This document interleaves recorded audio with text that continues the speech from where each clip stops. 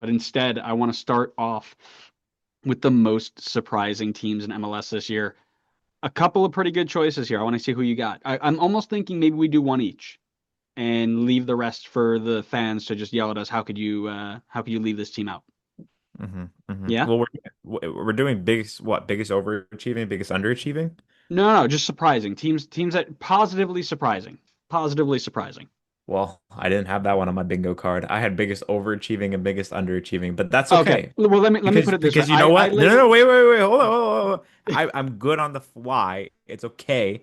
I can make it work because you know what? I'll take the low-hanging fruit. The Vancouver Whitecaps have been the biggest, in my opinion, surprise for this season. I mean, they've been unbelievably good in the league, way better than they have been in the past, which is, a tip of the cap to maybe a certain somebody that we might talk about later. So I'm not going to spoil it. And not only that, but holy smokes, red hot in the CONCACAF Champions Cup too, in the final. Hello, where did this come from? it's crazy because this is actually getting posted after the final game. So we might be talking about a potential CONCACAF Champions Cup winner in That'd Vancouver. be insane. Yeah. Especially with all the stuff going on behind the scenes. We should talk about what we want to do for that. Maybe we do something fun. I don't know. That was the easy answer, right? But I'm not going to use it because I want to be edgy. I want to be different. I want to be unique. I don't want to be Yeah, basic. that's how he always is. He's Yeah. always been like this. I thought about Philly. I thought about San Diego. But the It's too team that easy. I've, yeah, they're too easy, right? Obviously, way too easy. But the team that I'll mention here, Nashville SC. BJ is at the wheel and he is taking them places Gary Smith could only dream Excuse of. me, you're not allowed to give him credit. That's opening the door to the Euro snobs. Bring it, No. because Gary Smith couldn't even. If you put Gary Smith's team in third place in the East, he would have needed an oxygen tank. He was up so high. What an achievement for BJ Callahan. He's got them playing really fun attacking football. Sam Sturridge is scoring goals for fun, and he's been doing this for the most part without Walker Zimmerman in the side. He's been hurt with that concussion, that nasty concussion. It's been really, really impressive to see him take this team to the upper echelons of the East. Hani Mukhtar looks like a player who is back in form, right? I think he's got 11 goal contributions so far this season through 16 games. I think I predicted him to have 7 last year and he had 4 or something like that, something silly like that.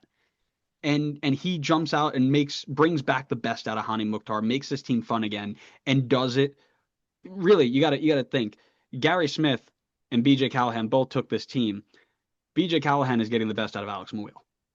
And that in and of itself probably is enough to be coach of the year. And I'm not going to spoil that.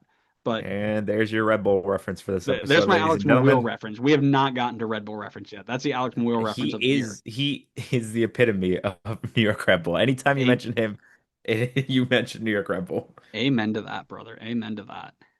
Oh, man. Nashville SC, well done. How The how other, dare how dare BJ give Hani Mukhtar help? Does he not realize that Hani has to do everything by himself? He's not allowed to do this. do you know how many scouting meetings Gary Smith sat there and beat down anybody trying to say, hey, why don't you sign somebody? And you know what else he's doing? He's signing international players. Where are my MLS lifers? Get them back in the side right now. Yeah, seriously. Ridiculous. Not enough Ridiculous. trades of international slots from Nashville. How are we Yeah, supposed to know what the market rate is if they're they're not trading supposed their to set international the slots? market.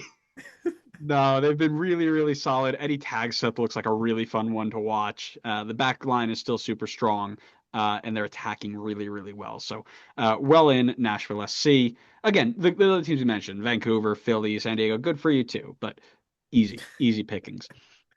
Another question that's got another easy answer. Let's see if you go with it. The most shocking or disappointing team this season. Listen, the easy answer is the Galaxy, but that's not what I went with, okay? I went close to home, and I've gone for Atlanta United. Way.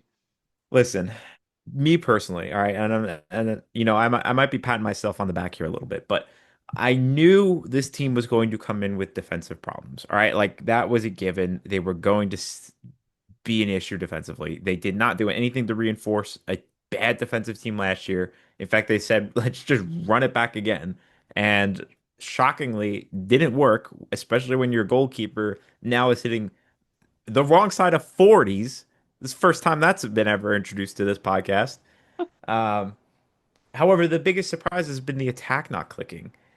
I mean, you spent so much money to bring in all these big names and you finally loaded it up. And we talked all the time last year about how Atlanta was looking really good. You know, they were cleaning up the bad contracts. They were in a situation with a lot of money and open DP slots, and they filled those positions, and the team has been anything but good to start this season. What I will say is it feels like maybe it's starting to click. The last couple games, they've looked a lot better on the attack. Defensive issues are still out there, 100%, but the attack is starting to look better. So maybe there's still some potential.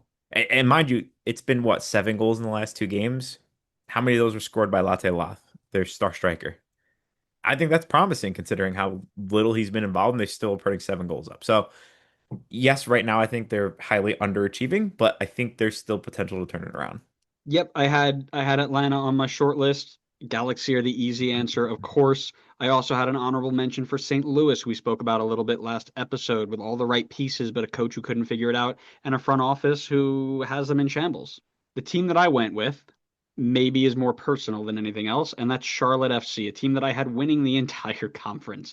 But I don't have them here because of their record per se, but it's because of how they got here. This team was once the defensive pinnacle of MLS. I mean, they had the goalkeeper of the year. They had one of the youngest, most promising defenders. Somebody out there, I forget who, Eric Krakauer on Seeing Red said that Addison Malanda is pound for pound the best center back in the league. This team has conceded 27 goals so far in 16 games, third most in the East, joint third most, and the most of anybody in the playoff spots, by the way. It's an insane drop of form from that group. And lucky for them, Ajimang has stepped up a bit. BL's performing in a level that can have him in consideration for the MVP. But otherwise, they might just be Atlanta, just sitting at the bottom of the table. Terrible defensive record, not clicking in the attack. Shots This fired. is, but yeah, you said it. You opened the door. I just walked through it, right? Only 5 points off from each other. Yeah, I just walked through it. It is such a shocking turn from a team that we thought was just going to sit in, defend, and play in transition with like some of these really big star players. Like Zaha's been a disappointment. He looks like he's going to be Shaqiri 2.0 if he doesn't switch his mindset here in a little bit. Without BL and Ajimang and Abada's playing well too, but the other players that work in there are just not doing the job. So that has been a real shock to me. Yeah, no, that's a fair one. I feel like considering they're not at the bottom of the table, they kind of like, they slip under the radar a little bit in terms of disappointing starts to the season. But Yeah, I well, because mean, I the could sit the here and pick all the bottom of the table player. Like that's easy. I want to go. I gotta cut deep. yeah, I mean, listen, the potential's there for them to turn it around. If the attack's doing well, you just gotta like get these guys to find their defensive form from last season, and now you're talking about a team that's surging. But I can't say I disagree with your choice there. Somebody say bold prediction: Charlotte wins the East. What?